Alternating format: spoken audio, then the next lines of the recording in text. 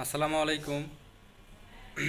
কালকে হচ্ছে মার অপারেশন, আর যার কারণে আপনাদেরকে আগে বলছিলাম যে মার অপারেশন হবে, কিন্তু ওই যে মার প্রেশার বেড়ে গেছিলো এর জন্য ক্যান্সেল হয়েছে। কিন্তু কালকে অপারেশন ফাইনাল। আজকে প্রেশার টেশার সব ঠিক আছে। আর মা তো বিছানা থেকে করতে পারে না, যার কারণে আজকে ভাই আসছিল। আর আমার ভাইও চলে গেছে, ওর ছুটি শেষ, এর জন্য চলে গেছে। কিন্তু মাঝখানে আসছিল, আইসা মার কাপড় টাপড় সব চেঞ্জ করে দিছে। দেখাই, এই যে মার কাপড় টাপড় সব ভাই চেঞ্জ করে দিয়ে গেছে, ভাই আসছিল। আর আমি হচ্ছে হসপিটালে একা আছি। আর ডক্টর এইটা বারে খুলে দেখতেছে যে এটা ঠিকঠাক আছে কি না। যাই থাকে এটা ঠিক আছে। আর মারও আজকে অনেক ফ্রেশ করা দিছি। আর ডক্টর আজকে একটু রুটিন দিছে, যেহেতু কালকে অপারেশন। তো আজকে হচ্ছে আমাদের ঘুমের ওষুধ দিছে। এই ওষুধটা দিছে ঘুমের, যার কারণে মানে রাত্রে যাতে ভালোভাবে ঘুম হয়। কারণ তারপরের দিন অপারেশন, আর অপারেশনের আগে ঘুম টুম হইলে অপারেশন ভালো হয়। আর আমাদের হসপিটাল থেকে খাবার দিছে, দেখাই আপনাদেরকে। হসপিটালের খাবার দেখছেন কিনা কখনো? এই যে এগুলো হচ্ছে মুরগি, আর ভাজি, ডাল, ভাত, এইগুলোই দিছে। কিন্তু বাইরে থেকে কিছু কিনে আনতে হবে। মারে সিম বিচি খাওয়াবো বা করলা ভাজি। আর যেহেতু কালকে অপারেশন, আর ভাই কাপড় টাপড় চেঞ্জ করে দিছে, কিন্তু কাপড় যেগুলো চেঞ্জ করছে সেগুলো আবার আমি ধুয়ে দিছি। দেখেন, এই কাপড়গুলো হচ্ছে আমি ধুয়ে দিছি। ছোবাটাও এখানে রেখে গেছি, ব্রাশটা। যাই থাকে, এই কাপড়গুলো এখন আমার শুকায় দিতে হইব। শুকায় দেওয়ার পরে হচ্ছে মার জন্য তরকারি আনতে হবে, কারণ মা ওইগুলো দিয়ে ভাত খেতে পারবে না।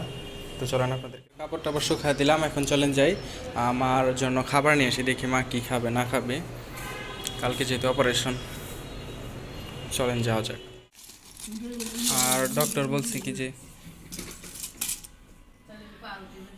বলছে যে আজকে যা যা ওষুধ আছে সব খাওয়া রাখতে, আর রাত 12টার পরে খাবার টাবার সব অফ হয়ে যাবে, কারণ অপারেশনের আগে খাবার অফ হয়ে যায়। তো যাই থেকে এই ঘুমের ট্যাবলেটটা দিছে যাতে ঘুম হয়।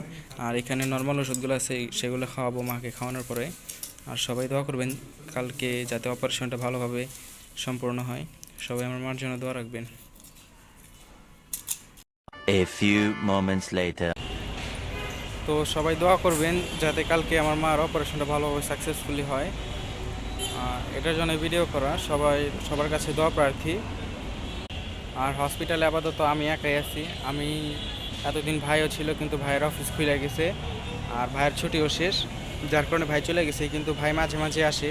আপাতত মার সাথে আমি একা আছি। আর মার কাপড় টাপড় সব ধুয়ে দিছি, এখন হচ্ছে রাত্রে খাওয়াবো, যার কারণে বাহির হয়েছি কিছু। সিম মা নাকি সিম ভাজি খাবে, তো সিম ভাজি নিতে আসছি। চলেন যাই, আপনাদেরকে সাথে নিয়ে যাই, দেখে আপনাদেরকে। আর আসার সময় হচ্ছে মার জন্য সিম ভাজি নিয়ে আসছি, এই যে সিম ভাজি। মা বলছে যে সিম ভাজি দিয়ে ভাত খাবে। আর মা হচ্ছে হসপিটাল থেকে যে সবজিটা দেয়, মা সেই সবজিটা খায় না, কারণ কেমন যেন হসপিটালের খাবার, তো আপনারা তো বুঝেনি। যাই থাক, মাকে খাবার দিব, পরে যাইতেছি। আর এটাই তো, চলেন যাই। আর হ্যাঁ, অবশ্যই সবাই দোয়া রাখবেন যাতে আমার মার পাটা ভালোভাবে অপারেশন সাকসেসফুলি হয়। তো চলেন। তো এই যে মার জন্য এই সিম বিচিগুলো আনছিলাম, মানে সিম ভাজি। মা বলছে যে সিম ভাজি দিয়ে ভাত খাবে। আর হসপিটাল থেকে দিছে হচ্ছে ওই যে মুরগির গোস্ত দিছে, বা মুরগির গোস্ত ভাজি। তারপরে হচ্ছে ডাল টাল দিছিল, তো সেগুলো দিয়েই মা ভাত খাবে। ওইখান থেকে শুধু মুরগির গোস্ত নেই, আর এই সিম ভাজি দিয়ে ভাত খেয়ে ফেলবে। আর মার আজকে খুব ভালো লাগতেছে, কারণ নতুন জামা পরা দেওয়া হয়েছে, যেহেতু কালকে অপারেশন। তো এই তো, সবাই দোয়া করবেন যাতে মার অপারেশন সাকসেসফুলি কমপ্লিট হয়। আর এখন আপাতত হসপিটালে আমি আর ভাই আছি। এই পাশে একজন ভাই দেখছেন, ওনারও রুগী আছে, ওনার মা, আমারও মা। আর আমার মার পা এমনভাবে ভাঙছে যে সব কিছু বেড বিছানাতেই করতে হয়, ইমার্জেন্সি যত কাজ। হ্যাঁ, এই যে ভাই, এই ভাইয়ের বাসা হচ্ছে পাবনা, উনিও হসপিটালে ভর্তি আছেন, ওনার মা।